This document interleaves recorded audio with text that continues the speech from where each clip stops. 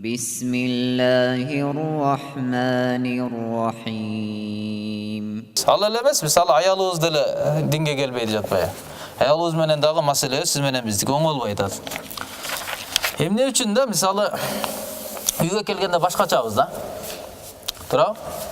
Азыр чоң эле маселе болуп атпайбы? Көп эле үй бүлөнүн маселеси чоң. Мечитке келгенде алхамдулилла динди үйрөндүк. Мечитке келип мусулман болуп атабыз. Мечитте намазыбыз бар, мечитте кулк мүнөзүбүз бар, мечитте ихласыбыз бар, мечитте илимибиз бар. Мечитте мусулманбыз да. Бирок мечиттин сыртында Алланы эстебей калып атабыз. Мечиттен сырткы жашоолорубузда илим сакталбай атат, илимдин талабы каралбай атат, кандай кылыш керек, эмне кылыш керек карабай атабыз да. Ал жакта жүргөндө адеп ахлактуу, кичипейилдүү, акыреттин пикири менен, ихлас менен Алла үчүн деген болбой атат. Үйдө жүргөндө напси, башка нерселер, жумушта жүргөндө дүйнө, акча, бирок ихлас жок болуп калып атат да. Мисалы бир адамга барып калдыңыз. Бут кийим алганычы. Ал бут кийим сатып атат. İçine girseniz maşallah öte adep ahlakı жақшы. Байке geliniz, olturuğuzup, stolda alıp gelip, çaydı dayardap, aldığınızga çaydı koyup, but kiyimiz baypağınız satsa dağı bирок бутуңузду чечип, but kiyim alıp gelip, бутуңузга салып берип, but kiyimiz чаң болуп калган болсо, аны да арчый коюп, ушундай бир элпектик, ушундай бир жакшы кызматта жүрөктү жылытканчы. Адам ойлойт, охо, машалла. Кандай мусулмандын баары ушундай болсо экен.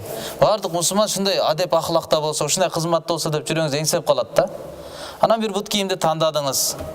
Ошону сатып алайын дедиңиз. Чөнтөгүңүзгө колду салып, акчаны карасаңыз, акчаңызды үйдө унутуп калгансыз. Анан айттыңыз, эми байке кечиресиз, акчам калып кетиптир.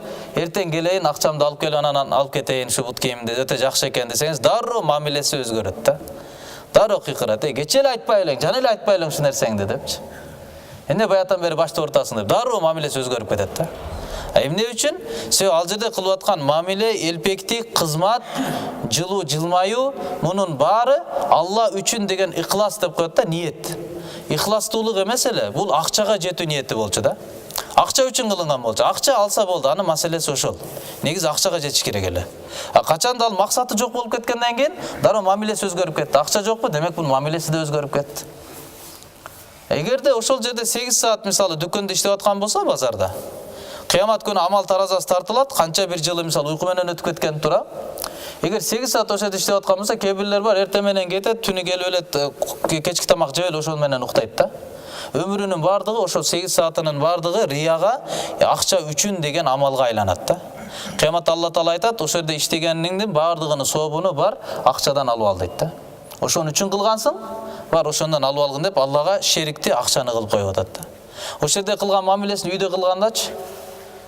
Тура, ошол жерде кылган келген клиенттерге, келген кардарларга кылып аткан мамилесин үйгө келгенде кылбайт.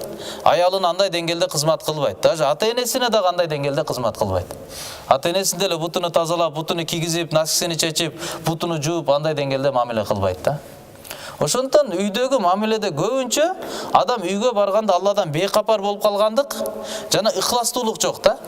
Алла үчүн деп кыймылдагандык себептен үйдө сиз менен биз өзгөрүп калабыз да.